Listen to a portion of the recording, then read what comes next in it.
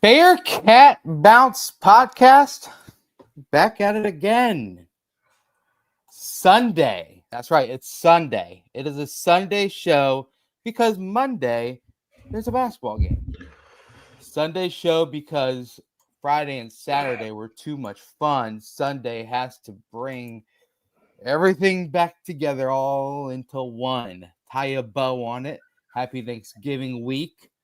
It's coming at you Sunday, and it's going to be some guys that if you follow along on Bearcat Journal and on the Bearcat Journal podcast network, you've heard a lot of these guys talk quite a lot over the last couple of days. But without further ado, we're going to keep this ball rolling.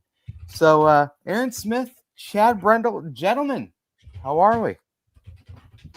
Tired? Yeah. Good way to put it. It was well after 3 a.m. by the time I closed my eyes. Same here for different reasons, though. Wasn't for fun reasons. Didn't have a single drop of alcohol. It's not fun. I wouldn't consider the drinking I partook in fun either last night because of what had transpired the 2 previous days. But yes. I digress. I agree. But and then had our first club volleyball meeting of the upcoming season today. So that's I had a couple week break from volleyball, but that's getting started again. And then I made some dinner. And dinner was, what'd you make? Come on. Country fried steak. Okay, now. Pepper gravy. Hold up. Mashed potatoes and green beans. Hey, now that's a good way to kind of week in the sadness that transpired over the. It definitely helped. It was very good. What do they call it? A hearty meal, like that's a hearty meal.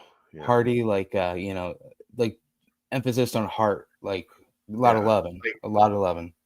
Well, and like stop your heart. Well, I mean, you had to take it there. I wasn't planning on it. I mean, the good news is with basketball on Friday and football on Saturday, like I didn't eat much Friday and Saturday. Right. A little, we had some apps at the Simone family tailgate. The egg rolls were top notch. The meatballs in pastry, puff pastry, like dough, also pretty good. But like that, that was pretty light, just some apps. But not a whole lot of eating this weekend, so I made up for it today. Would you say that was like an Italian Buckeye kind of, Yeah, it was an Italian Buckeye. That's a good way to put it. Kind of like it. Yeah. Very tasty, yes. But Chad, good to see you. I got the double dip with you over the weekend. Not often people get that opportunity. It's not often. Golly, but you tried to offer me. They didn't give me a seat at Heritage Bank Center. They gave the whole Bearcat Journal team somewhere to sit, except for me. Yeah. So I sat on the floor, center court. And Brent's like, you can have my seat, and then I'll just roam around. No, sounds about right. Absolutely not. Take my seat. You might catch me with a couple of brouhahas in hand, and still live tweeting. But you know what? It wasn't great. Wasn't the best. I've had better weekends. Yeah, dinner Friday night was rolled gold. Pretzels and Lay's. Plain Lay's potato chips. I did not know what RC Cola standed for. Royal Crown. Yeah. Wow. Like I thought it was like a Crown Royal. Like I wonder if they're brother sister company or something like that. But either way, man, what an interesting spot that is. Last week it was a lot of Disney on Ice talk. We're gonna push that to next week. We'll continue that talk, but for now, this could be like an abbreviated show. We say that a lot, but this could be one. You guys had obviously the back-to-back shows where it was like, oh, okay, here's what happened in Louisville. here's what happened again on Saturday night. And you guys had that show not even what, 12, 13, 15, 16 hours ago, roughly 16, 17 hours ago. It wasn't very recently. Yeah. And I'm just interested to hear Aaron's thoughts on the football game because he hasn't talked about it yet. So that's the main thing I'm excited about because he definitely has a lot of points he has not even been able to voice yet. So that's what I'm excited for. But Aaron, I know you were a little under the weather over the weekend. Are we back? Are you fully charged up? I know it's been a long one as well. No, I'm exhausted. I'm still not great, but I'm getting better. Yeah. It's just right now. It just feels like it's mostly lingering cough. I think we're getting past a lot of the drainage and all of that, so it's just a lingering cough. I don't know. Adult ear infections are cool. Hooray. I mean, yeah, they're kind of hip, you know. Nope, not at all. Yeah, as someone who back in the day had to wear, you know, earwax to go swimming, I'm privy to the difficulties with an ear infection. So not at the adult age though. So good on you. Best of luck. If you need shoulder to cry on, I'm always one phone call away. Okay, I'm here. Appreciate you, bud. Yes, I appreciate you too. You know what, guys? Someone else who's always there for me whenever I need a pal, whenever I need a friend, whenever I need my car checked on is Danco Transmission and Auto Care. Danco Joe will get you hooked up. You know what?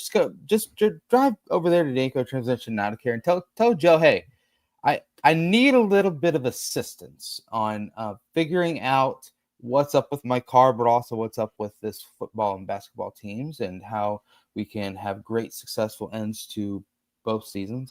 Obviously basketball's just begun, but Joe will have answers for you, and so will he on cars as well. $10 off the next oil change, 10% off the next fixing over at Danco Transmission and Auto Care. Love them. All righty, guys. Well, here we are.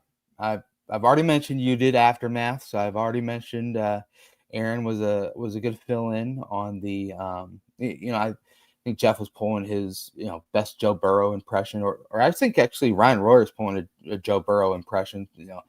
Kind of worked out all week. Kind of said like I'm going to be there, I'm going to be available, and then in the end we've got Joe Flacco sitting down there, is just waiting to come in, and he's not going to bring his A game. But Aaron, you were able to fill in as well this morning, doing a great job there on the brunch. But I want to kind of encapsulate this weekend as a whole because it was one going into it where you had opportunities against a top 10 basketball team, against a top 11 football team, the highest ranked football team to enter Nippert Stadium, not named Cincinnati, since Houston.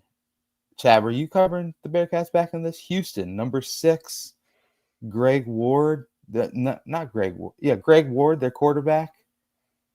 That was Thursday night. I think it was 2016, I believe. Yeah, I started covering the Bearcats in 2006, Brent. So yeah, you were in attendance. That was the game where it was close in the fourth quarter, and then Houston scored 28 points in the fourth quarter and ran away with a big victory. This was an opportunity to kind of come onto the map for the basketball team early in the year, and a chance for the football team to bring back the feelings that were had about a month ago of the successful season that was, the great start, 7-1, this, that, and the other. But then these weekends happen. 2 losses, one Friday night, obviously, in the Louisville basketball game, one where, for about 25-30 minutes, it was looking like Cincinnati was a pretty daggone physical, strong opponent and had the ability to take down Louisville, but the 74-64 final there. And then, of course, Saturday night, late last night, Nip at Night, awesome fans. Great job showing out for that. It was a great atmosphere, absolutely electric. I loved, Chad, how awesome were those? And Aaron, did they show this on the telecast at all? They did remember the drone show back in 2021 when like they had all those the CPAW and they did all that big thing. They incorporated that to the whole intro, and it was sweet. Oh, it was amazing. They didn't show any of that on TV, although I had gotten pictures from my mom. Because she was there. But so whoever did that, shouts to you. That was. I had it's one of the fan bases jumped in my mentions and was like, "You stole that from us." I'm like, "You guys invented drones? Holy shit, that's so cool!" Like, shut up. It was Nebraska. Oh, nice look. You guys stole that from Nebraska. What? Just shut up. Just shut up. Yeah. My Twitter fingers are feeling frisky. Cincinnati used a drone show. Like, we got to UCF it. Take some credit. Well, I hate to break it to you, but every time you shoot off fireworks, you stole that from China. So what are we doing here? There was something that happened Saturday night that I hope we see forever. The dirt bike? The fucking Bearcat on the dirt bike riding a wheelie. Yeah. That was amazing. Phenomenal. I told Chris. Yeah. I told Chris, I'm like, that needs to be every game. The literal entire intro was just like, it was next immaculate. level. It was vibes were up. Like they were just perfect with, you mentioned fireworks, Aaron. They were perfect with the fireworks shooting out. They were perfect with the fire going off, with the music. They kind of did I feel like a little bit different of the team coming down the steps. They kind of showed them a little differently up on the screen. And then I look over and it's the massive CPAW and the drones, and I'm just like, oh baby, this is amazing. That place was on fire. Oh yeah. Early. Oh yeah. It absolutely was. I mean, it sucks that the team couldn't capitalize, because that place was ready to be one of the great Nippert, what's your, the middle of the summer mailbag question. Right. What's your favorite game at Nippert? Yeah. That one had the chance to shoot way up the list. What's the best Nippert way up experience? The list. Yeah. Yeah. Like that one, if you beat a number 11 BYU, big noon kickoff, night game, all the, extras around it, it had a chance to be incredible. And they shit the bed. And I would like to add, during the pregame, before the game's starting, hour leading into it, I'm there on the sideline with Austin Bass. Shout out to Austin, doing a great job. I got to spend a little bit of time with him at Heritage Bank as well. Just good chopping it up with the young lad. I'm sorry Elder had to fall, his alma mater. You talk about a guy that had a bad weekend. Yeah, that. But he had on his phone pulled up to the exact time, seeing Houston miss the field goal to tie it up, and saw them lose to TCU. Then all of a sudden it's Utah down 10, and you're things are in your mind. You're like, things are happening, guys. All these things are happening. And then of course Utah comes back. Of course, the game ended the way it did for the Bearcats. But man, I digress. Yeah, pre-snap, pre-kick, that place was on fire. And I do want to give another shout out. I was able to make it to the Big Noon kickoff, and the whole scenario of it being an 8 p.m. kickoff with Big Noon there, coming off the loss to Arizona the morning after a loss to Louisville. A lot of people could just be like, nah, screw that. But it ended up being a pretty good turnout. I thought it looked good on TV too, from everything I heard. And, of course, your Mark Ingram give high praise, saying that down the drive is the greatest chant in college football and college sports. And it is. Just different. It is. It's amazing. And you're muted. Duh. Yeah. Just said duh. Yeah. And then, Urban Meyer AI, just I saw Urban Meyer in real time, kind of see all those AI pics come out, and he was like, wait a minute, when did I take that picture? I don't think he was wrapping his mind around that they were fake pictures, but pretty cool. Got his mind in a daggone pretzel. But yeah, and also definitely I agree with what Leroy's saying over here. They flew in Jacob Rodriguez for like a that was weird, wasn't it? 10-minute segment on. They had him on at halftime live from Cincinnati. What? Yeah. He had nothing better to do on the bye week.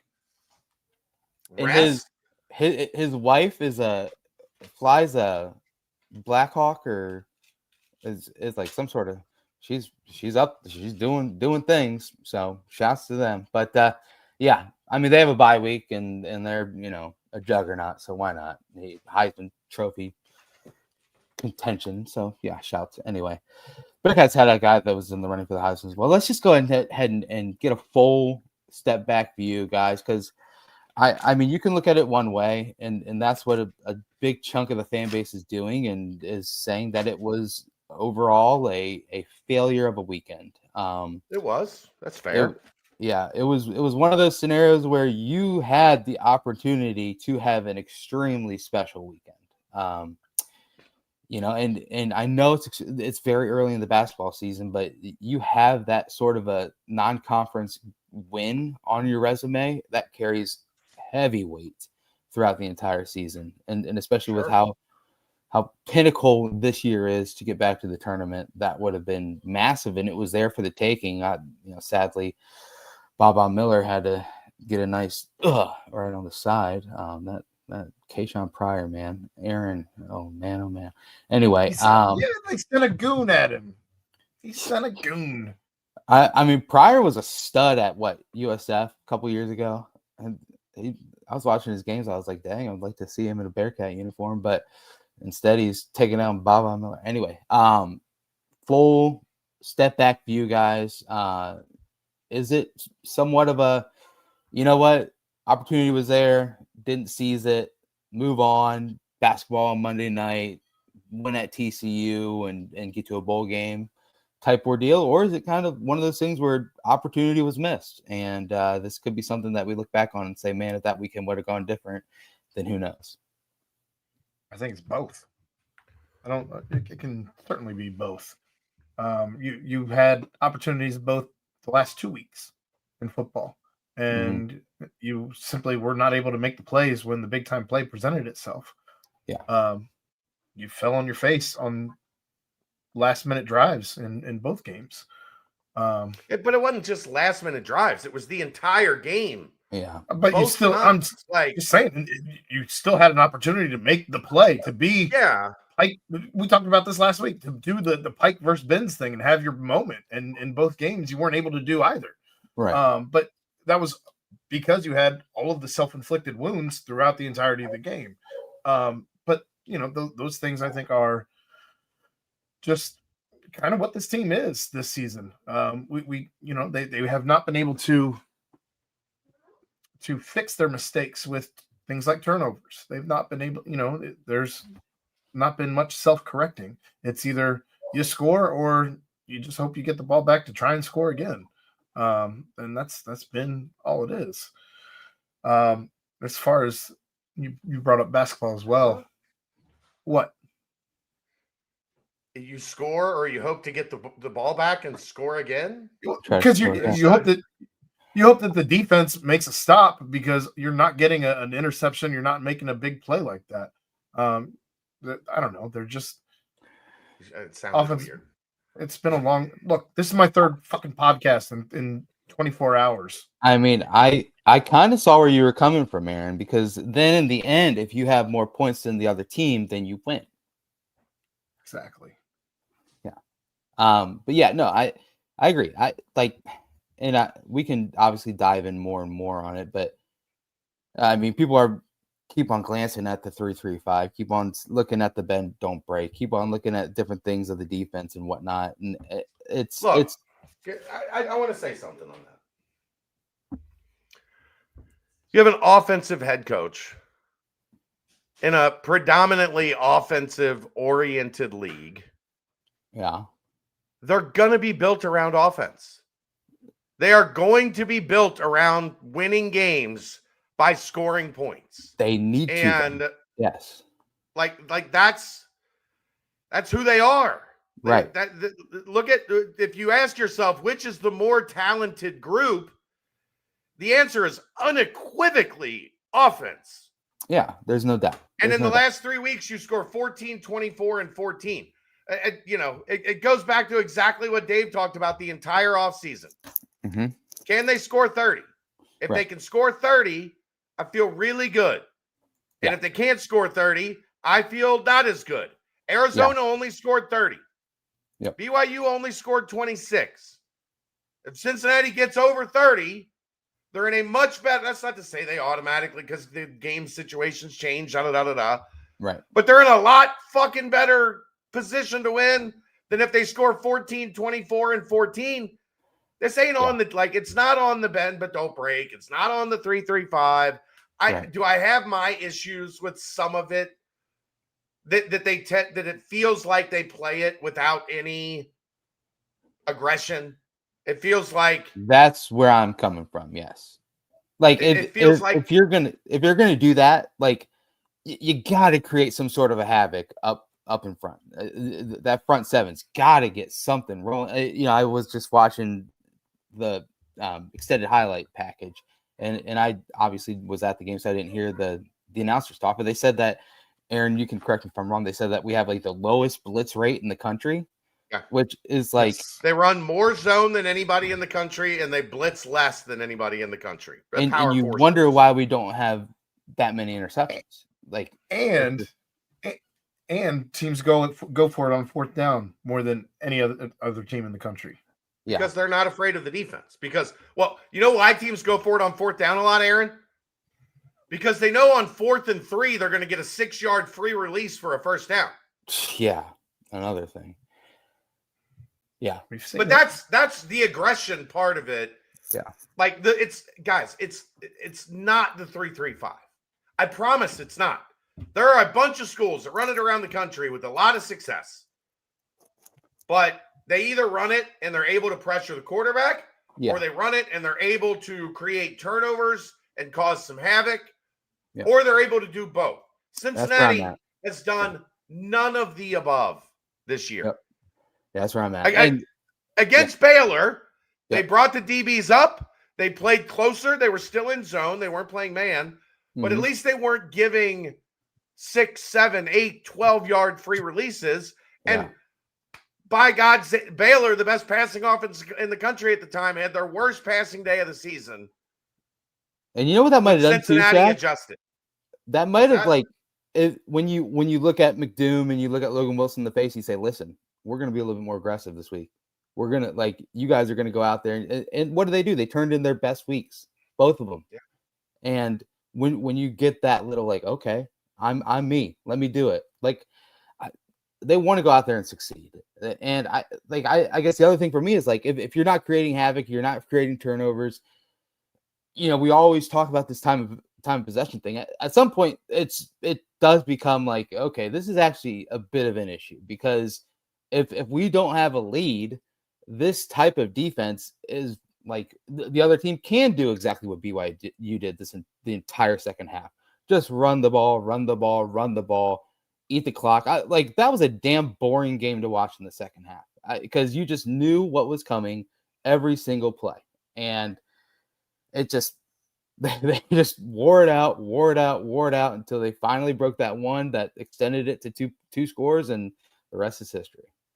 I have been standing next to the parents of a player down on the sideline for a lot of the season this year.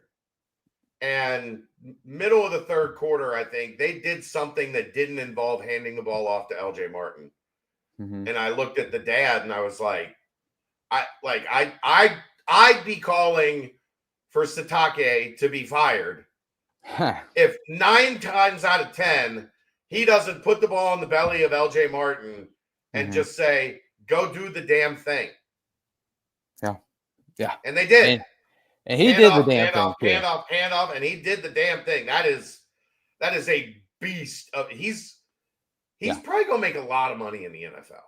Yeah, he had that Tyler Algier look written all over him, kind of just that BYU just power running, and he had some elusiveness too. He was able to make some men miss when he had to. But I mean BYU is impressive because they're so just I don't like Bear Bachmeyer didn't even have to attempt crazy throws. Like it was just everything seemed like it was somewhat not easy, but it was more just, a scenario where, okay, we know that it's going to be 2nd down and 4 or 2nd and 5.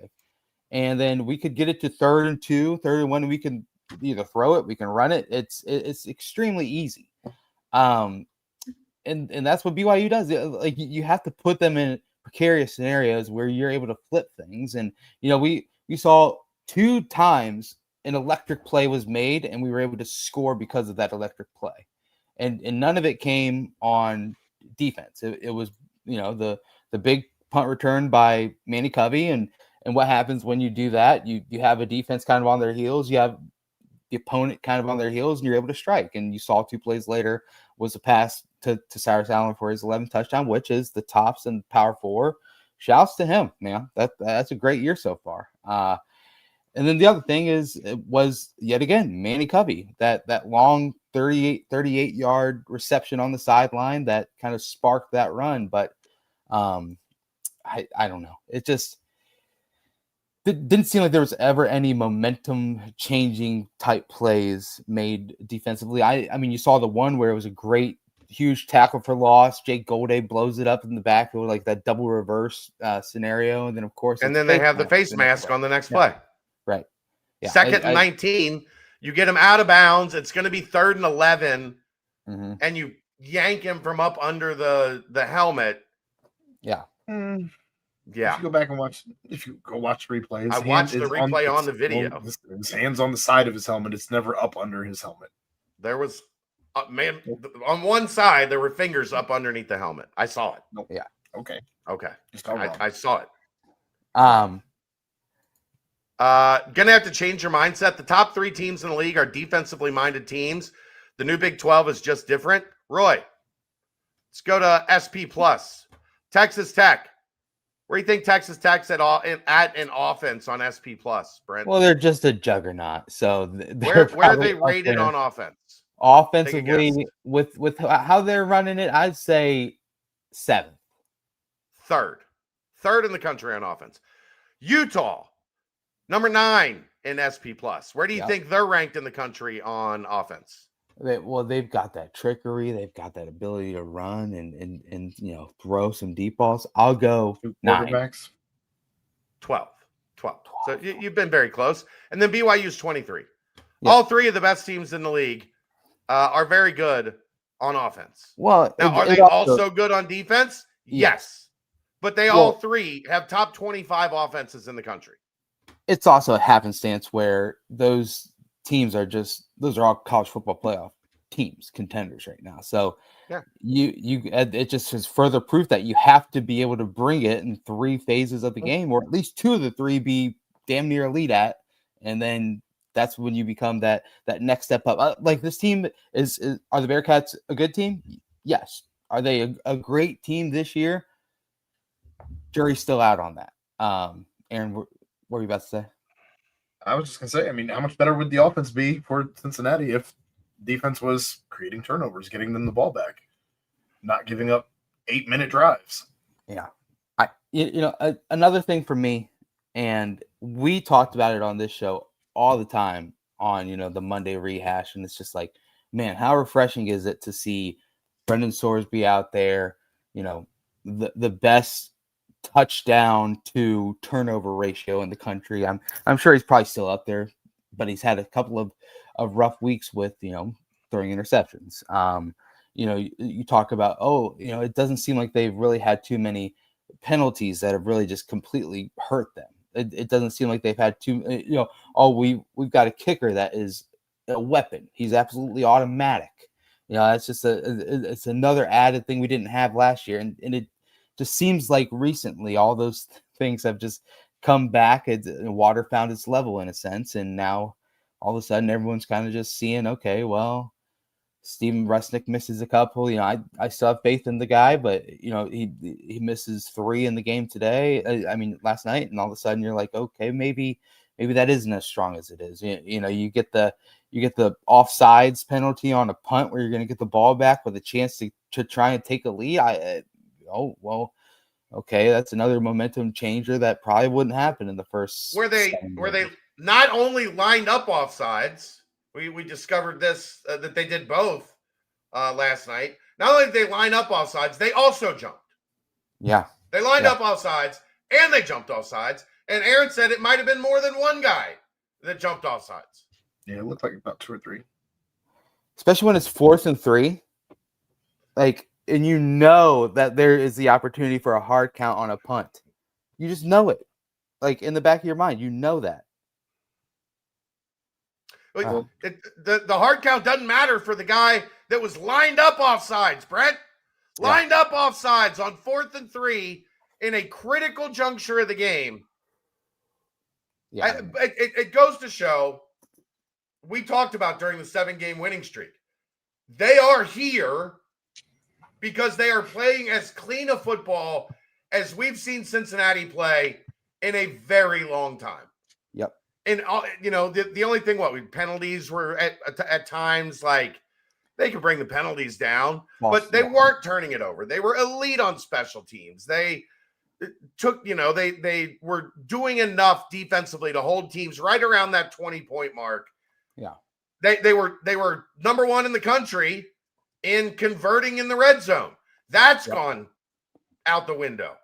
The turnovers have gone out the window. You know what they were number 1 in the country in coming into this game?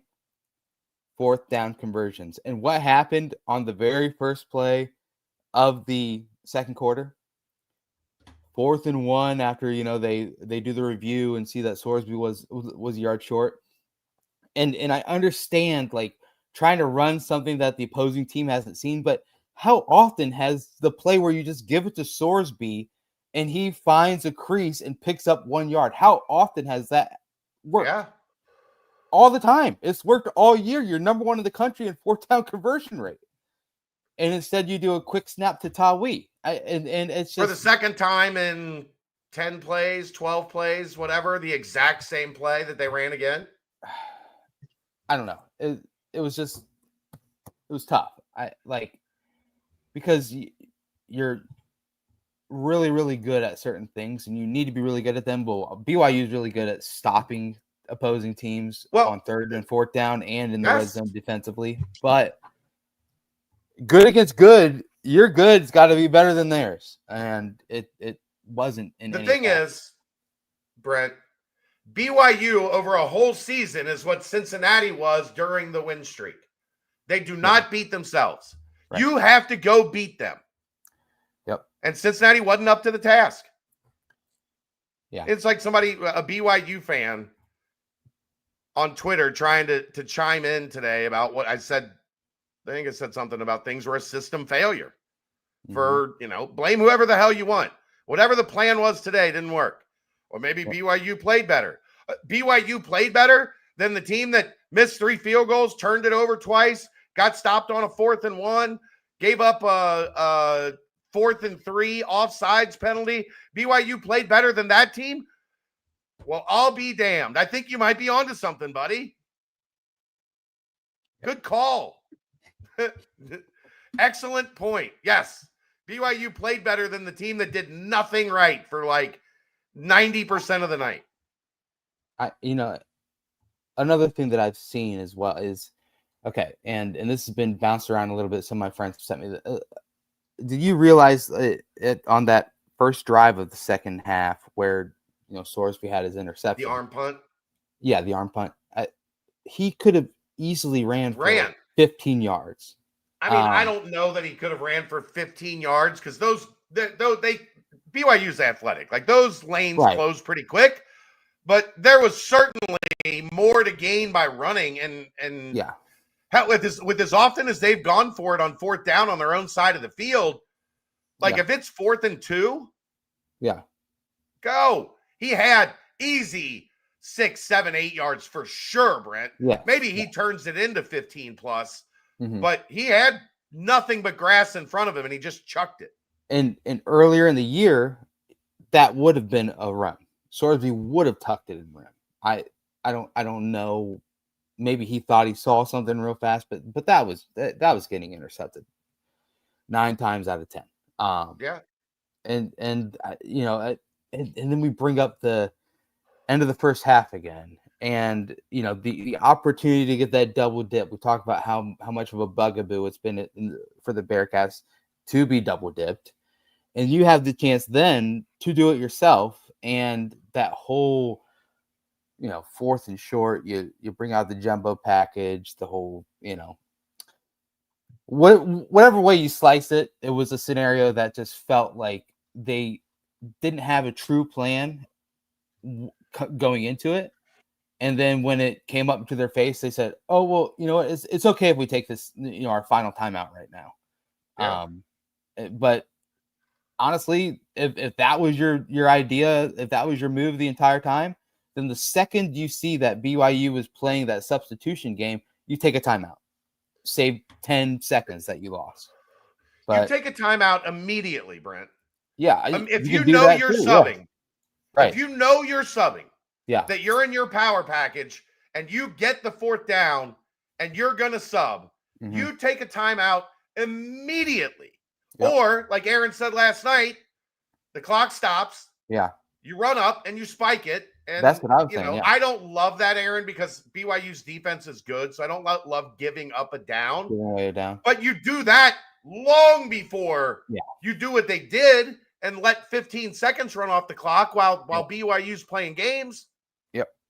Yeah, because on my side of you, because what Aaron said, I tweeted that out last night. I said, yeah, I would have liked a quick spike there, because then you're allowed to sub, clock is stopped, and then it's not like we used all 3 downs to pick up a first down, after that. That's hindsight, right. Hindsight, yes, definitely. But you're looking down the field. You aren't trying, like, losing that 1 down in that scenario isn't as detrimental as it is losing a down like early in the game where you aren't kind of in that 2-minute hurry up offense. So, and then you miss the field goal, and then obviously the arm punt comes in the second. Just so many small things where we didn't have those issues earlier in the year. Now those issues crop up, and maybe it is because, hey, Utah is pretty damn good. Hey, Arizona's pretty damn good. Hey, BYU is pretty damn good.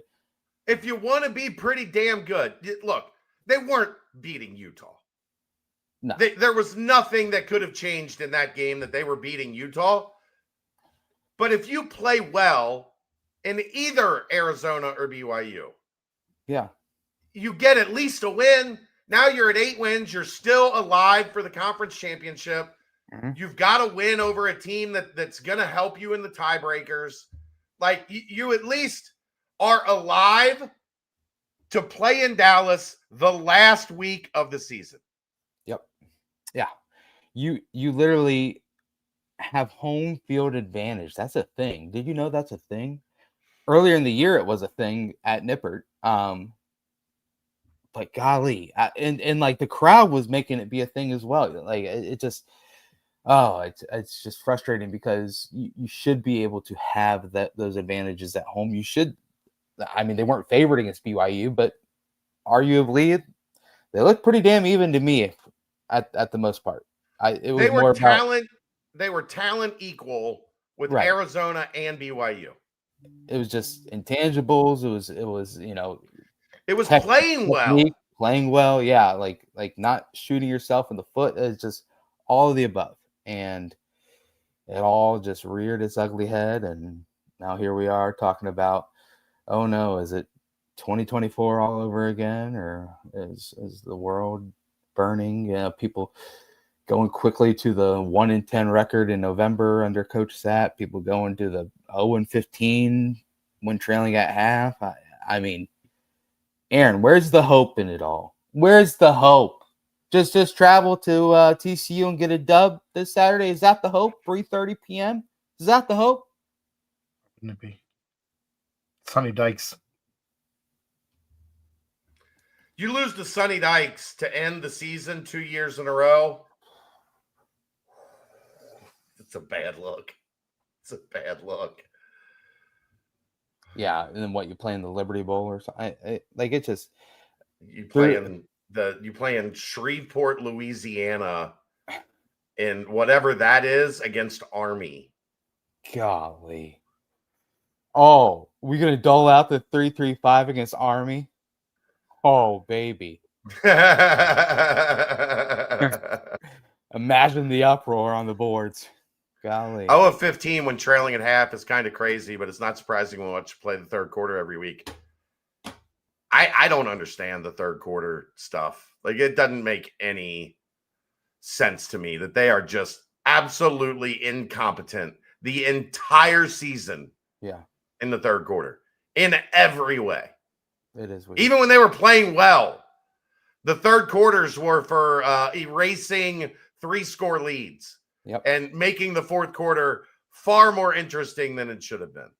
And you know what they did this week? They got the ball to start the third quarter. What a revelation. And the same thing they happened. threw an interception on the third play. Man. I don't want to be doom and gloom. Because, 7-1 start, awesome. You're already bowl eligible, and it wasn't even Halloween. But man, golly, these tumbles, it's the whole thing where it's like, yes, this thing didn't go our way, that thing didn't go our way. Yes, another 1-score game that we had an opportunity in the end. But when that's the same thing over and over again in these sort of scenarios, then at some point you're like, oh shit, maybe this is like the norm. Maybe this is just kind of how it is. And that I hope that's not the case. You go out at TCU and you prove that's not the case, and see what happens. Because I mean, has that line come out yet? I'm sure it has. But yeah, TCU 3.5 or something like that. Hold on, give me a second. +4. TCU +4. Wow. I mean, whatever. That just kind of grinded my gears a little bit more. You've earned that. Yeah, you have earned that. And it grinds my gears because Lord knows I'll be hammering that. If it makes you feel any better, Brendan, it opened at 4.5 and it's moved to 3.5. Okay. The Sharks were in on it. I mean, but if you look at SP Plus, Cincinnati's 41, TCU's 45. Yeah. Yep. Yeah, you're probably not going to be the favorite at third place. No. And which version of Hoover are we getting? Are we getting the good one or the one that over the last handful of weeks has been kind of all over the place? We're getting the football player or the furry? Ooh, I knew you were a little furry guy down there, Aaron. I knew it. If we lose next week, is that safe for his job? Yeah. I don't see any scenario where they move on from Scott Satterfield this offseason. Man. But yeah, I don't know, man. This last night was one of those games, and even still, like, imagine how much more. And yes, it is what it is with the final score the way it was. But what if,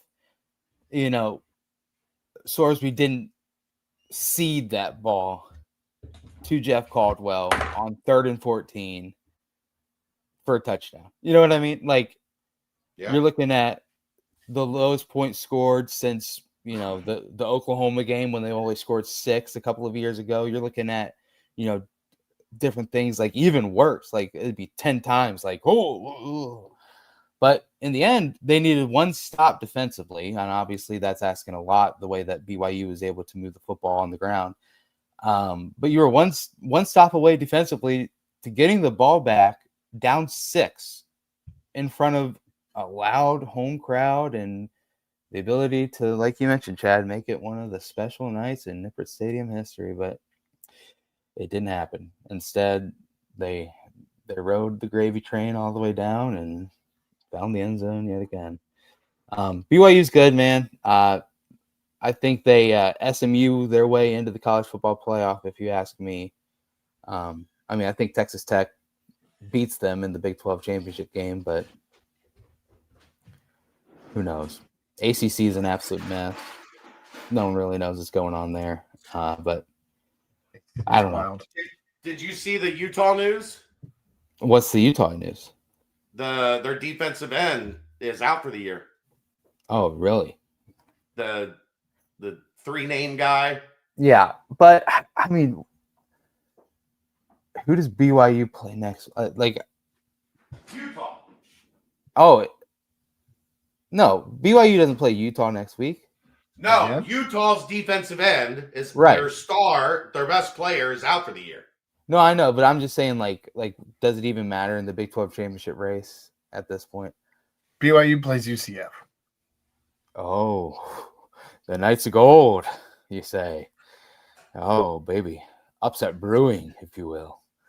But yeah, I don't know. Do you guys want anything more on football side of things? I mean, obviously it's Thanksgiving. We're gonna have a lot of football, more talk, and then of course TCU game, and we're gonna be able to get a good kind of just wrap up feel vibes on the end of the regular season after next weekend's game.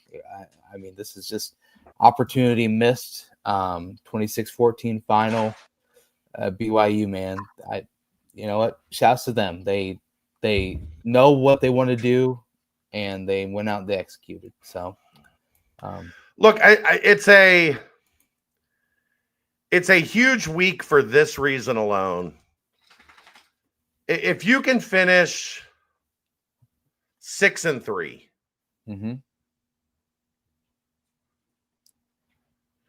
you're going to be top 5 or 6 in the league. Yep. You'd be tied, at worst, tied for 5th place in the league. That is significant improvement over last year. Right. You beat a couple legacy teams. You beat Iowa State. You beat Kansas. You're feeling much better. Yes. About the trajectory of the program. If you finish 5-4 and you're right in the middle of the pack again, yeah, you improved. You're better than last year. Yeah. But you're not that much. Isn't it exactly what we talked about at the beginning of the season when we were talking about record predictions, guys? Yep. 7-5, people aren't going to be happy. No. Like it's not gonna force their hand on the coach. They're not gonna have, Scott Satterfield's not gonna get fired after going 7-5, but 8-4 and a decent bowl game and a chance to get to 9 wins. That vibe is so much different than 4-game losing streak, 5-4 in the conference. You faded at the end again. We talked about it. I don't love that narrative. Is like, I think like the 0-15 after halftime, when trailing after halftime, is much more relevant of a stat than telling me that they were bad the last 2 years, period. They weren't good. Like the November thing doesn't matter as much as the team I watched wasn't very good. But you beat TCU. That adds to a nice list of wins to get to 6-3 in the conference, to finish in that top third of the league. And while people are still gonna be, disappointed, because there was an opportunity to win your way to Dallas and they didn't do it. Right. There's still something to hang your hat on, that this was a successful season. Wildly successful, no. But 8-4, 6-3 in the Big 12, that's a successful season. 7-5 in the year on a 4-game losing streak. The vibe is going to be much, much different. And you heard it in the post-game presser as well, where you were like, I mean, Jeff Caldwell is, obviously I haven't talked to him. Chad, you've had a lot of press conferences with him. Aaron, I think, obviously I'm sure you've had some at some games as well, but he seemed to be kind of like, without fully opening up about it, kind of like hinting at, we've got to just maintain the culture. We've got to continue to pick each other up, because that side of it is real. They're like, these are all guys that have come from different teams where you build this culture up, and once losing starts to pile up, I mean, this is not anything like 2 years ago, but you saw what happened once that team started losing. It was just bad. I think this culture is different in the locker room, so I don't think it'll go that way. But there's no culture in America. There's no culture in sports, right, that keeps it together perfectly when you're losing. It doesn't exist. I agree. Doesn't exist. That's why you got to go out and you got to win. You got to win on Saturday. It could be tough, but it's a must. It is. It's critical. Well, you guys want to timestamp this, and we'll do a quick b-ball wrap up before we roll into the mailbag. Yep, Quick Paper Supply, your local and family-owned restaurant supply company for all your non-food products. Quick Paper services over 150 restaurants with weekly, low minimum, next-day deliveries. They provide a wide range of food service products from to-go containers, cups, custom printed products, eco-friendly, and much more. They also have cleaning and restroom supplies for all your janitorial needs. Call Nick 513-470-2029 and reference Bearcats for 20% off your first month of purchases. We've already touched on the basketball. Just do nope at night. I did. Not too bad. That's pretty solid. We've already touched on the basketball thing. We already know 74-64 loss to Louisville. We already know is at Heritage Bank Arena. We already know rolled gold pretzels, the hard kind. Eat them salty, but kind of dries your mouth out. So you have to drink RC Cola and Deja Blue water. And then you have I drank Deja. That water is awful.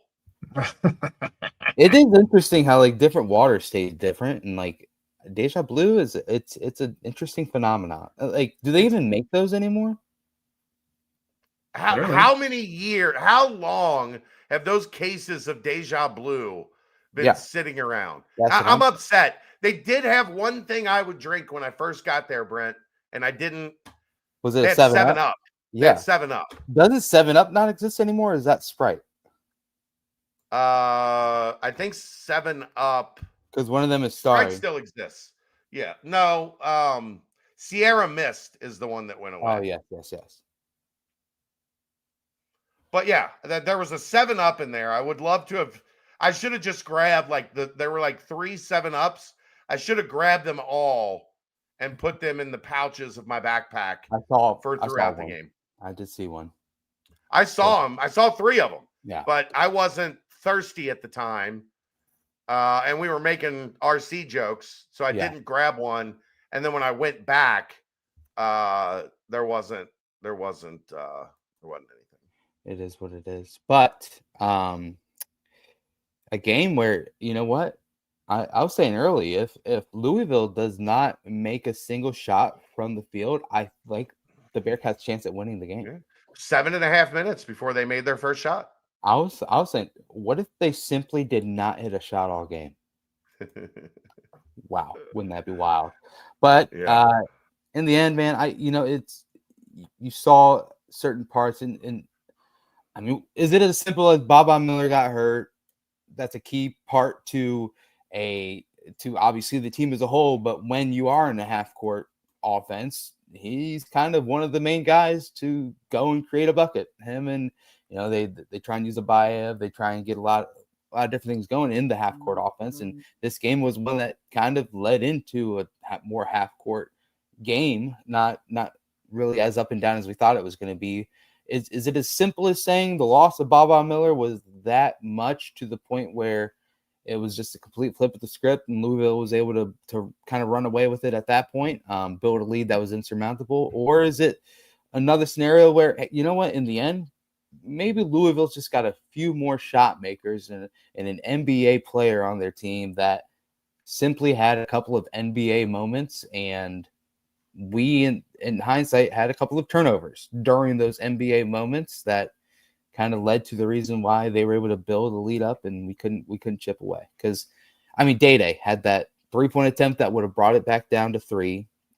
Instead, Brown comes down and bad defense on him. He's able to step into a NBA range, but still a wide open shot that he's able to make. And then the very next play, Day tries to pass it way too far for him to be making that pass, and Brown tips it, gets it back, and dunks it in. What I guess one game, you saw a lot of good things.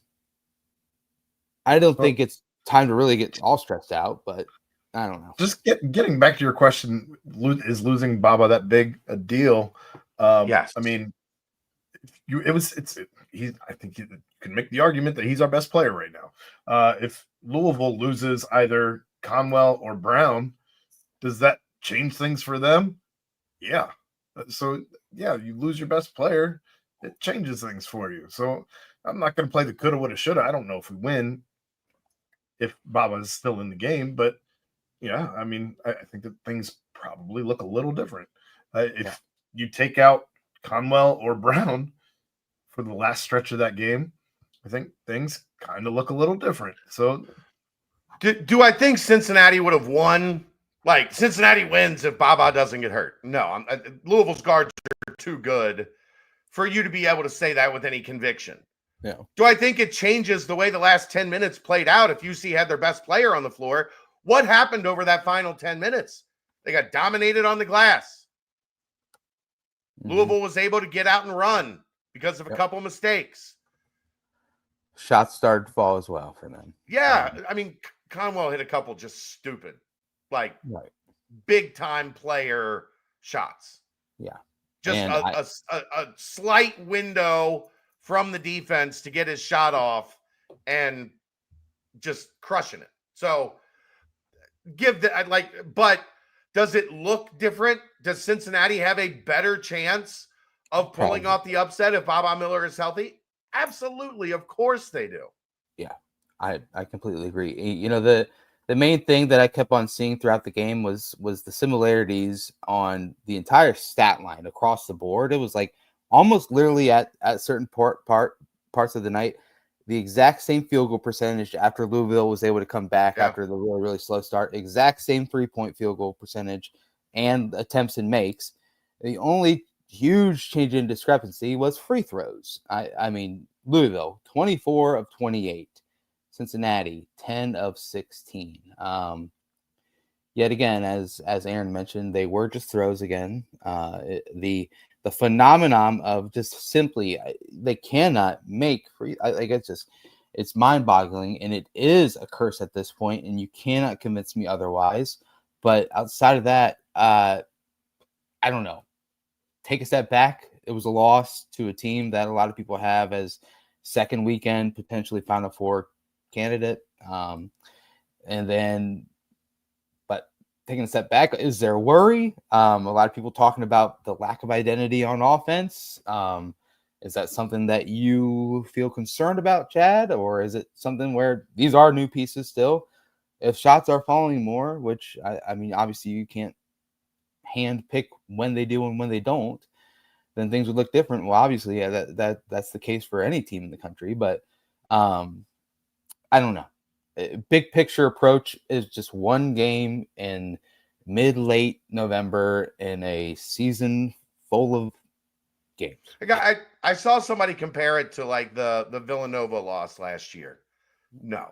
At that time, that was a bad Villanova team. They didn't even make the tournament, right? Yeah, right. Like that was not the same as Louisville having two high level guards. One of them's going to be a top 10, if not a top 5 pick in the NBA draft. Like I said, when I talked to Mike DeCourcy about the game on Thursday, DeCourcy compared Michael Brown at the same stage to Tyrese Halliburton and Shai Gilgeous-Alexander. In terms of like the type of player that he is. I see it. And you saw when he got going. He's better. When he got going, like had that little 5-0 run all by himself, you could see his game was just different. He was like bouncing around. He was like had like the ball on like a yo-yo way more. I was like, damn, dude, like this is him turning up the NBA volume. And so yes, I completely agree. Yeah. He's great. Right. Now, if you're going to be worried about anything with Cincinnati, it's the offense. Because it's I mean, I'm not putting, it's still very early sample size. I don't think they've been as bad on offense as some of the analytics suggest so far. Right. But they also haven't been good. Like, when I say that doesn't, again, it's, levels instead of everything's great or everything absolutely sucks. When I watch it, I think there's better offensive players this year than they've had over the past couple of years, for sure. But they're still turning it over too much. They're shooting the three at a low clip, even though I think they're getting a lot of open shots, good shots from guys that you want to shoot. Kirk Risa comes in, career 40% shooter, and all of a sudden is just ice cold over the last couple of games. And they're bad at the free throw line. Mm-hmm. Those three things alone, you're not necessarily like, there's nothing in those that say you're running bad offense. True. They're executing poorly in the offense that they're running. I wonder how much of that is they haven't installed a ton of the offense yet. Like, it's there, but the counters and the stuff you can do with the team that's been together longer, or at least when you have 3 or 4 guys that have been in your system longer instead of day-day. Mm-hmm. Right? Yeah. Like the secondary actions, the running through a lot of the basic entry-level 101, 102 type stuff. Yeah. They haven't graduated to 202 yet. Right. So I'm not going to, jump to wild conclusions. You know what I didn't do last year at this time, Brent? Jump to wild conclusions? When the offense was like 5th and Seamoss was shooting like 70% from 3. Oh, he couldn't miss. And then Dan got hurt, so we were like, this game doesn't really count because Dan's still hurt. Yeah. In the Villanova game. So, yeah. But this did not remind me of the Villanova game at all. And that game was a team that didn't look ready for the big time. This is a Cincinnati team that had a lead, that got out early. Louisville came back, and then Cincinnati responded, outplayed Louisville the rest of the first half, took a lead to halftime. Yeah. That's the thing, too, is like you have the lead 17-5 or 7, something they like that. They went on an 11-0 run, 17-6 to tie it. So 17-6, and like you have the momentum. They can't hit a shot. Then they tie it back up at 17-all. You, at that point, like teams you're on the ropes a little bit. Well, but teams that don't have, the UNSA that we've said this team has coming into the year could wither and lose that game by 20, 25 points. And, but no, the dog factor is there. But sadly, you can't have a bunch of dogs if they can't find a bone. You know what I mean? I try to do a little thing there. Aaron, did you like it? Kind of finding a bone, meaning making shots and running a proper offense. Because I mean, the Big 12 is filled with a bunch of Louisvilles. Like, it's like, might not be the level offensively that they are, but I mean, I've watched 3 Arizona games this year. They are damn good. Like, really good, really damn good. Like all these different teams, like, I don't know, BYU freaking blew the doors off of whoever it was that played the other day. It's just, you gotta be able to figure out a way to get things going. Houston is 4th in Ken Palm. Houston is 4th, Arizona 6, BYU 9, Iowa State 10, Baylor 20, Kansas 28, Texas Tech 30, Cincinnati 45, Kansas State 49. This looks like a pretty damn good Kansas State team. Their defense isn't good, but they can score. They've got some guards that can really go. Mm-hmm. So, I mean, that's 9. Cincinnati's one of 9 teams in this league. They are 8th out of 9 in the top 50. Yep. And I mean, Oklahoma State's looked good in the early going. They're better. I'm not all the way sold on them yet, like some are, but they're better. Yeah. Well, I'm just better saying, than I expected them to be. Right. I'm just saying it's not a game that you can just write off as a win. No. Even UCF has had a couple of wins against like A&M and I think Mississippi State was their other one. Like, it's like, it's this league is I think it's deeper than maybe people initially thought. The bottom is better than so far. The bottom is better than I thought. Yeah. Although West Virginia losing to Xavier today. I think they gave that game to them. I don't think. Yeah, I think that was one of those scenarios, but I don't know. I saw that, and then of course I immediately was like, "Damn it, December 5th now has me just thinking." But that's weeks away. I guess all encompassing, you lost to a team in Louisville where you kind of you met them. You met the match. I thought Mustafa Cham looked great. I thought McKinley's a fantastic, backup to him. Backup big. Yeah. Like I don't. When's the last time the starting centers come off the floor and you felt pretty good about it? He just fills up the stat sheet. It's fun. He's just active. He's a gamer. He's got a good IQ. He knows what he's doing. He just fits in. I don't know if I love the Cham and McKinley minutes together, but I'm sure that's not something that'll happen too often. More of a Baba was hurt. Got to figure out. Yeah, you had to do. They had to come up with something. Yeah, you got to put somebody on the floor. Exactly. So promising stuff. Abayev's gonna figure it out.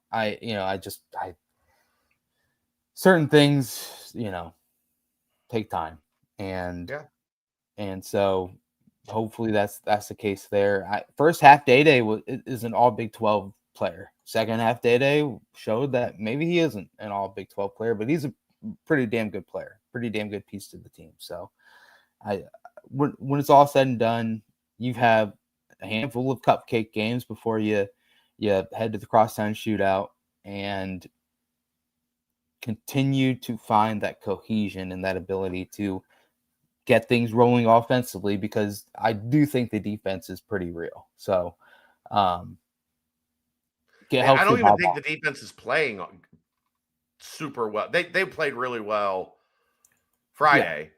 Right. But I don't think the defense is fully connected yet. No, the thing I like is just they're not fully connected, but the sum of the parts, like you can just tell that each person wants it. You know what I mean? Like they don't check out when it's that side of the court. And I think we've seen the last couple of years certain moments when it does seem like certain people are checked out on that end of the court. So it's refreshing. There is, and look, the offense is what it is. Like, why don't I rail on it more? We've been talking about it for 5 years, guys. Like, the switch is not going to flip, and all of a sudden, this is a top 20 offense. Mm-hmm. It's madness to expect that. You want to be frustrated over it? Fine. You wonder why I don't talk about it all the time? We know. Yeah. We know the offense isn't going to be the elite part of this team. They have a unit that can be elite. Mm-hmm. I don't think they're there yet. Ken Pom says they're number 2 in defense. So great.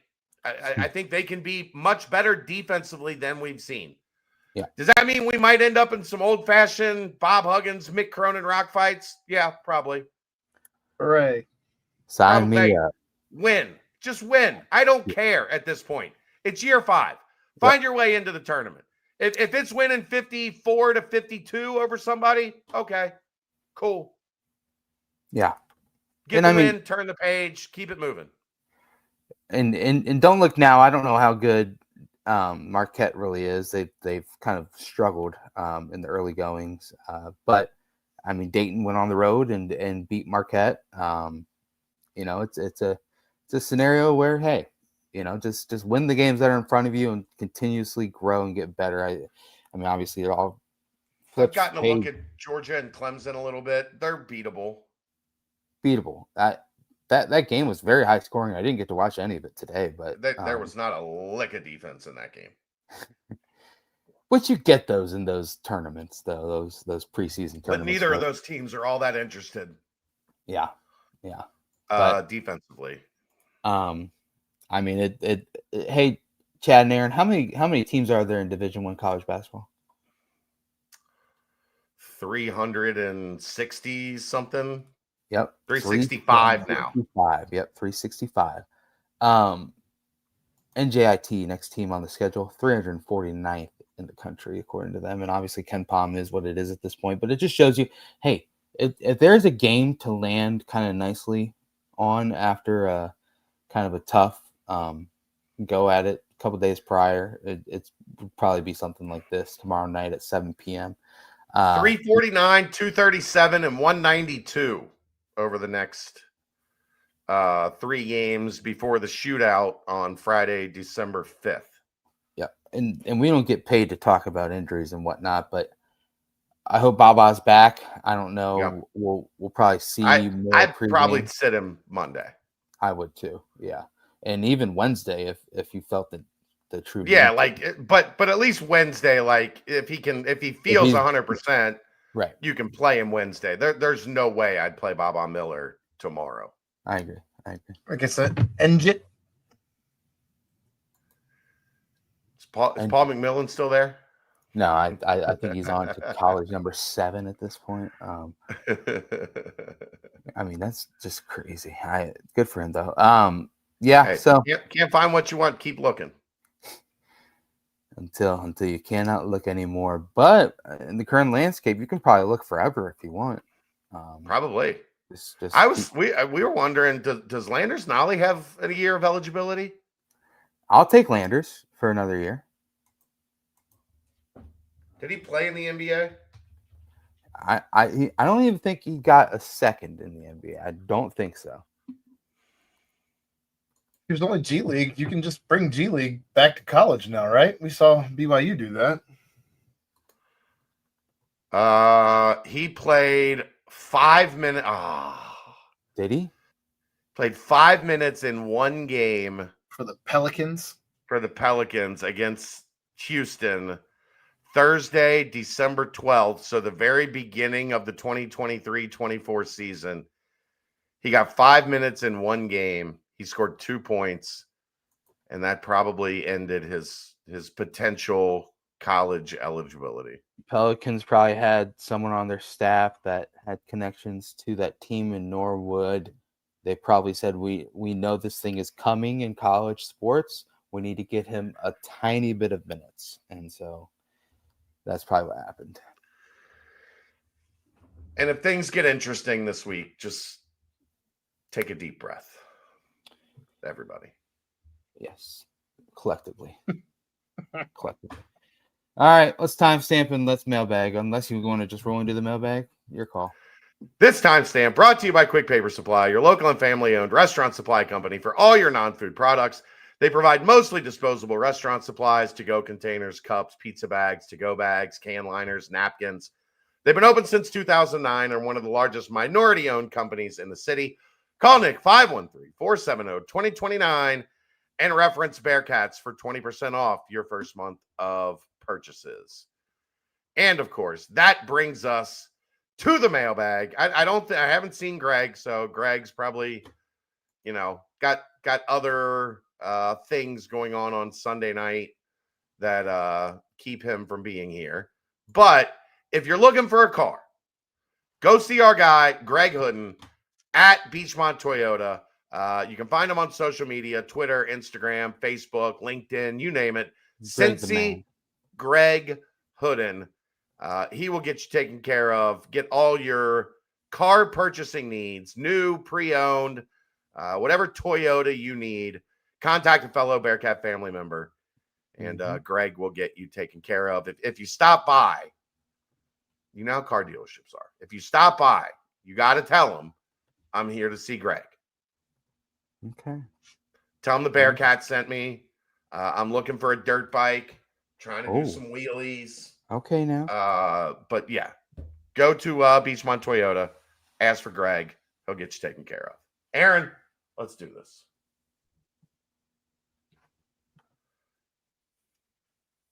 All right, we're going to start in the football portion of the mailbag like we always do. And first question's a doozy. What does this athletic department do well?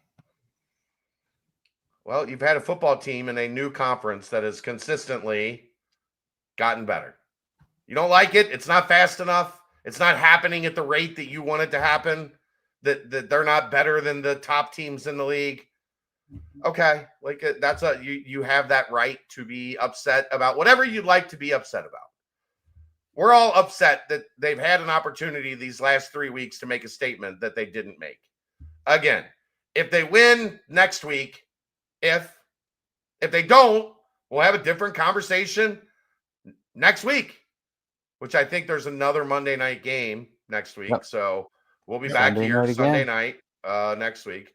But we'll have a different conversation Sunday night about a team that had a chance to play in Dallas and finished 8th in the league, and how that's changes the conversation that we will have. We'll see about basketball. I don't know what it's going to look like. I've said from the beginning, for what, Brent? 2 months now, I have said, I'm looking at the top 6 in this league. I think Cincinnati's going to have a very, very tight window to make the NCAA tournament. But I'm not going to, because I don't have to. You guys can. You're fans. You can jump to whatever conclusions you want to. You're not held accountable if you're wrong. People will, I had somebody the other day make a 1,000-point scorer joke about Josh Reed. Like, that was 5 years ago that I got something wrong. People are still messing with me about it. So SJS 54, it doesn't matter if you say the basketball team's going to suck and not make the NCAA tournament, and then they do. Nobody's going to come at you for that. They will come at me. So I'm going to let the games play out and see how they do before I throw an all-encompassing something has to change in the basketball program. But for now, football's not where we want it yet. But they've gone from the absolute bottom of the league to the middle of the league, and now they're trying to play their way into the top third of the league. If that's not good enough for you, okay, cool. Well, you could also argue that they baseball well. They baseball well. Because right now it feels like they're baseballing pretty well. They're also playing with less money than everybody else that's their colleague currently, outside of UCF, Houston, yeah, BYU. Yeah, but there's some different money. Animal. It's different. They got their money's different. Yeah, they got some different money out there. But yeah, so they're still doing things though with they're kind of playing with a hand behind their back. Mm-hmm. So I don't know. You're also only a couple years removed from being in the college football playoff. Yeah, and then you had to start over and reestablish yourself. If they were still in the AAC, we'd still be talking about them as the best program in the AAC. But they're not there anymore. They're with a lot of programs that are on the same or better footing in today's landscape, and they're still handling themselves pretty well. Great? No. Top of the league? No. But look, it could be way worse. It could be a lot worse. You could be UCF.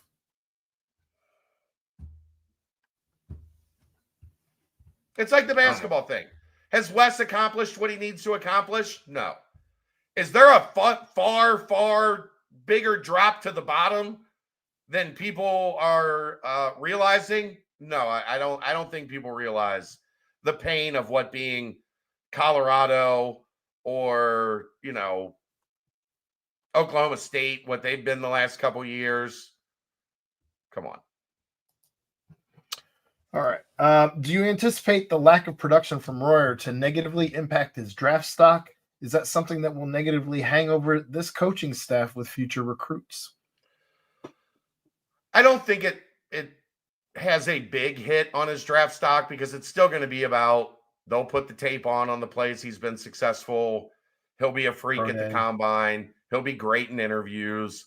But it certainly doesn't help that he's getting the ball 1 to 2 times a game. So that's something that you have to consider. You know what's going to hurt him more? He didn't have a very good game Saturday. Missed some blocking assignments. He was, and I think his PFF grade kind of reflected it. It was pretty low. He did not have a good overall game. That's the stuff that is going to affect him more. Like you can only control what you can control, right? If they're not going to throw you ball, you still got to be good in the other stuff. And he didn't have a good game doing the other stuff against BYU. That's going to hurt him probably more than the fact that – but here's the thing. The lip service is exhausting. Yep. Got to find a way to get the ball to Joe. Got to do a better job getting the ball to Joe. Got to get Joe more than a target or two. Got to get Joe into this offense. If we had more plays, Joe would get the ball more. It's frustrating. All that stuff. They had more plays Saturday. They threw it to him twice. Once set up a missed field goal because they were on the right hash where Rusnak has been perfect on the year.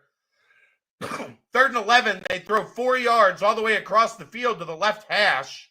Now that was I think it was the bobbled snap or the bad hold that missed that field goal. But still, yeah, the third one, yeah. But still, you took yourself out of ideal position for your kicker and put yourself in a place that clearly he, at least at this moment right now, he has not been as comfortable kicking across his body as he is kicking the other way. Right. So, I don't tell me. But we'll go Marvin Lewis, Aaron. I see better than I hear. You keep saying you're going to throw the ball to Joe Royer more, and you're going to game plan Joe Royer getting the ball more, and it hasn't happened all season. You had nine different Bearcats targeted in this game, 3 of which had 7 targets each on 38 total pass attempts. You certainly could have targeted him more than twice. Yeah. As far as it hanging over the coaching staff with future recruits, I don't see how that's. Well, other schools are gonna. If you're a tight end, they're gonna say, "Hey, they had an NFL tight end that they threw the ball to 24 times his senior season." Like that. That'll be used against you. That's on you. You did that. Like, and so if a team uses that against you, there's a way to not have that used against you. Throw the damn ball to Joe Royer. All right, is there a world where we move on from Vite after this year? The defense doesn't seem to be good at anything. Can't stop the run, can't stop the pass, can't stop third downs. Doesn't generate turnovers, and there never seems to be any adjustments to what the other team is doing. Maybe cutting Vite loose isn't the answer, but it seems there needs to be some kind of change. You would think you would have at least one strength, but I fail to see any. It seems as Satterfield has shown frustrations with the D as well. Maybe. Right? Like, maybe. I have a hard time seeing it. I think he's back for another year. I like Vite. I think he's got a chance to be a good defensive coordinator, but I think there was too much. There were too many times this year that what you knew you wanted to do or what you thought was going to be your best plan of action continued to get exposed, and you didn't change anything. Nothing got different, right? 3rd and short, 3rd and medium. Your DBs are still playing too far off the ball. They had a couple games where they walked them up and performed better, but it didn't stick. And there were still at least 3 third down completions against BYU that were here's your first down, please take it. And they took it.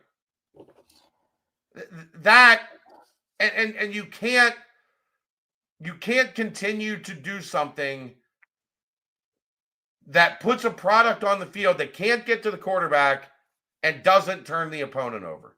Yes. You can't win on defense if you can't do either of those things. And you know what, like, if you're not creating havoc, of all, probably because you're afraid of the positions it might potentially put the back half of your defense in. But in the same sense is when you don't apply that crazy havoc and try and get something going, then you are still putting your defense in those same scenarios. It's just less of a kind of island approach. I think, Chad, I don't know when you were saying it, but it's it might have been the aftermath with you too, but it's that whole thing. Like, it is so weird how often you see like just BYU wide receivers kind of running open, or other wide receivers just running like open on opposing teams, but it's just because the quarterbacks have more time to just sit there and just wait and like for something to come open. Like, it's just, I don't know. You gotta change things up. Like, there's nobody around the ball. Yeah, that's what it comes down to. There's nobody around the ball. Defender makes a play, the ball gets tipped up in the air. There's never somebody around to come in and grab it. A ball gets overthrown, or there's a bad throw.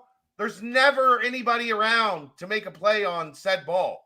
Like, that stuff, that can't be coincidence. We're 11 games in, right? The sample size is big enough that it can't just be coincidence that there's never somebody anywhere near the play. Yeah. Far too often.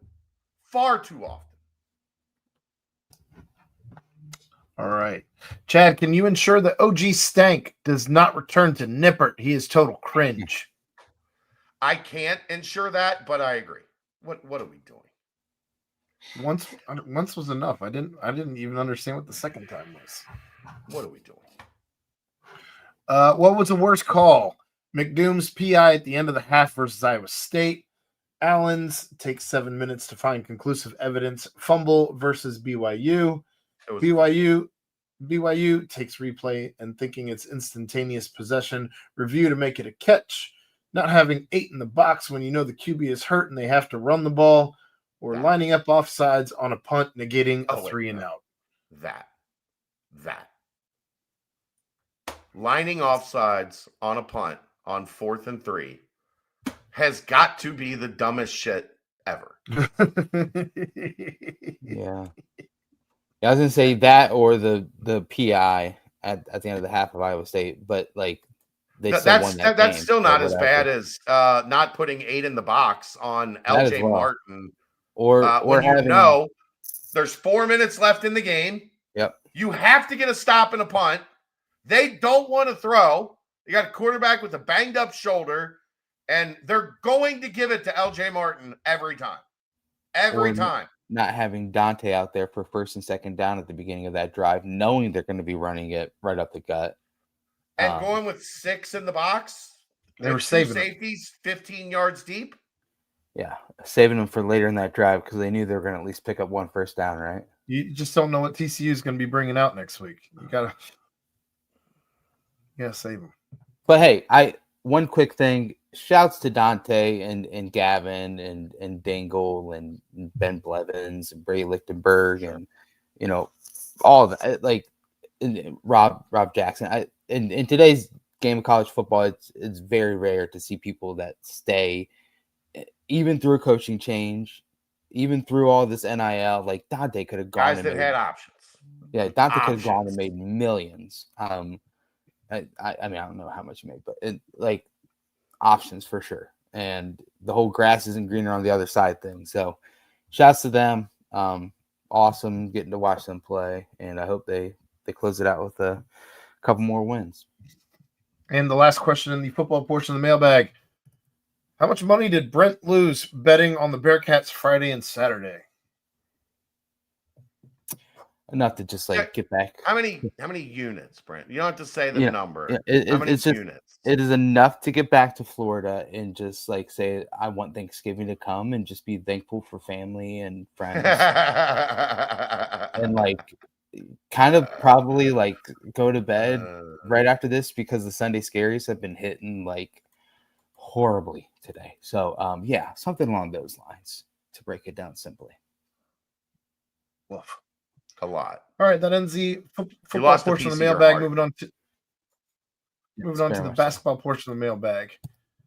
What does Jordy Rodriguez need to show to get some more run in this non-con portion of the schedule? Feels like he absolutely should see a couple of segments tomorrow, especially if this team continues to struggle with shot making. I think right now he's struggling with the biggest adjustment from Euroball to American basketball is the physicality. I think his energy is good. Like it's just a completely different game. And I think you had the Mount St. Mary's game leading into Louisville. Louisville was probably going to be a little much for Jordy at game 5 in his United States journey.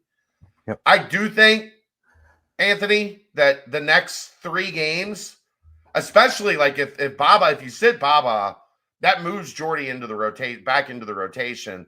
And I think these are teams you need to allow him to play through some of this stuff and get used to it a little bit more. But I think it just was a matter of, look, we're probably better against Louisville with a shorter rotation. Let's get ready for that. And then we'll readjust after Louisville leading into the shootout over that 3-game period. So I think he's just going to have to continue to adapt and adjust because it is just a completely different style of basketball. All right, you might have to help me with this question. I'm not entirely sure what it's asking. It says Jordan seems to have some value with Constantine. With injuries, I think their futures will be decided on who can do more. Celestine, I think, right? Celestine? Yeah.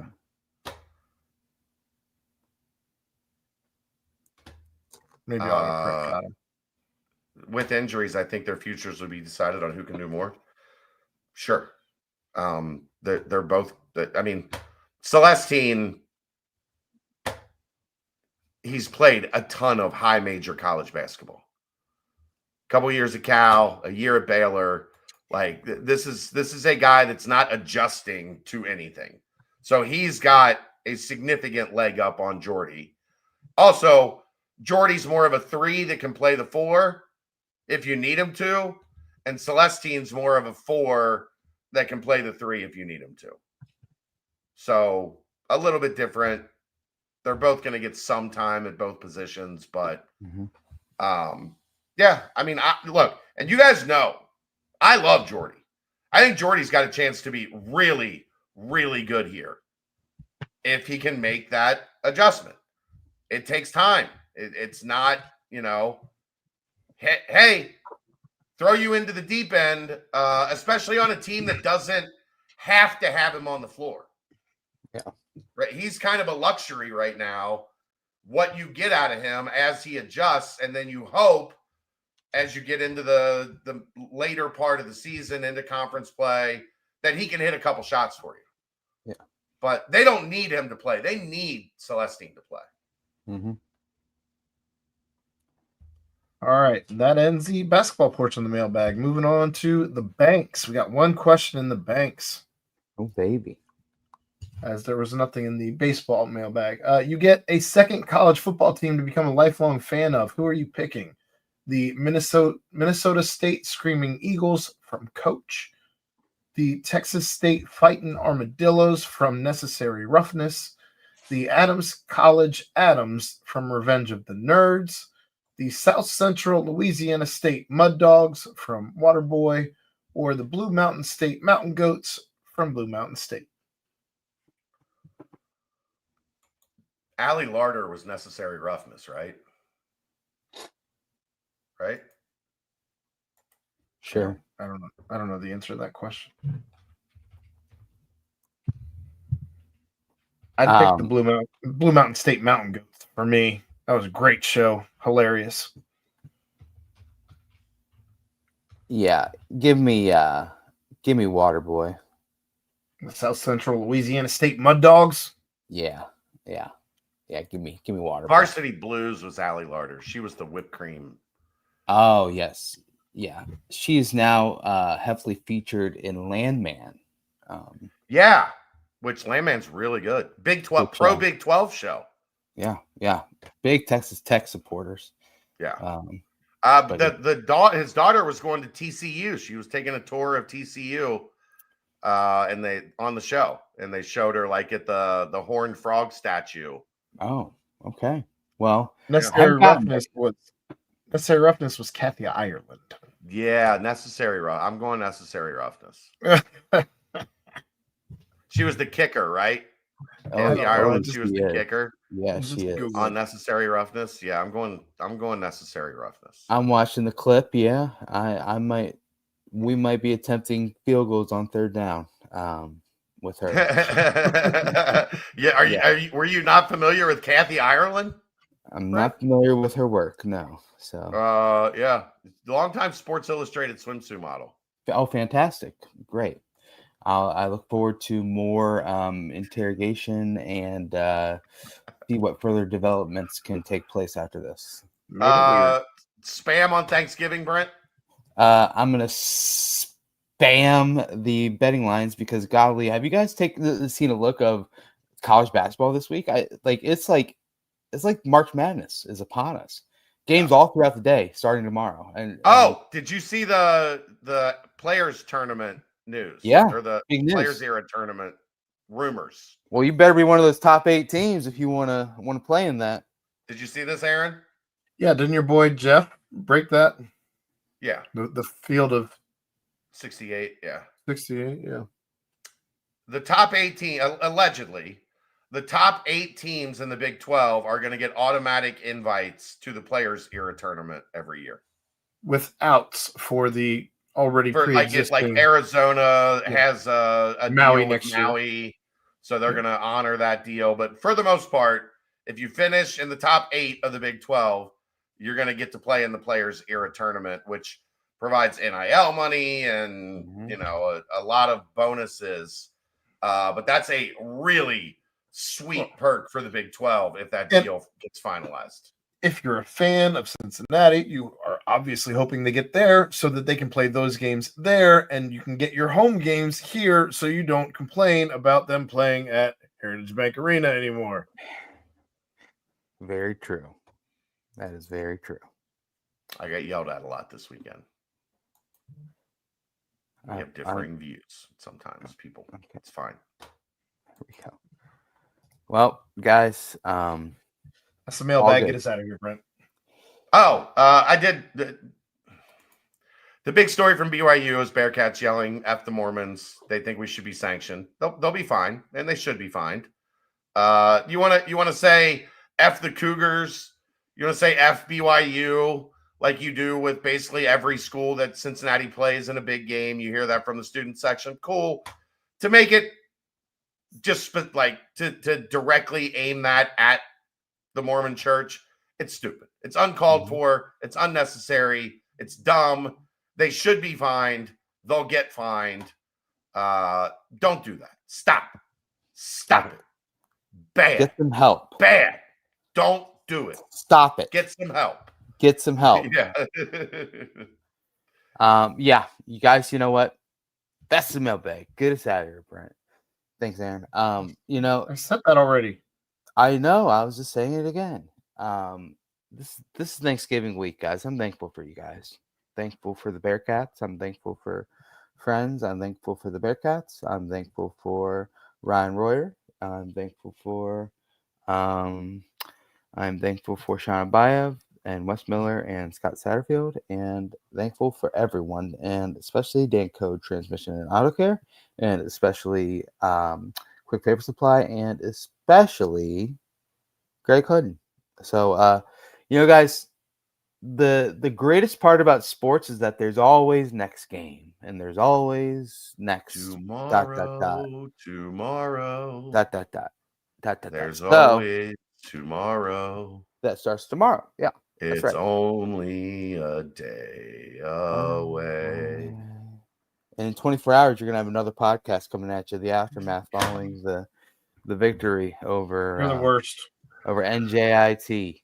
And you know what? Then there'll be another one on Wednesday following the victory over Eastern Michigan, and then another one that weekend following the game against TCU at TCU. And you know what? It's all going to be on BCJ. Bearcat Journal has everything you need Stay locked in. 3:30 p.m. Saturday, TCU Fox. Tomorrow night, inside Fifth Third Arena, NJIT. Oh, actually, inside the Shoemaker Center. How about that? The shoe, baby. The shoe. NJIT comes to town. Come on. Does it get any better than this? But I'm thankful for you guys. So for the crew, for the squad, for everyone here with us on a beautiful Sunday night, for Aaron Smith, for Chad Brendel, I am Brent Young. Yet again, another fantastic BBP presented by BearcatJournal.com. See ya.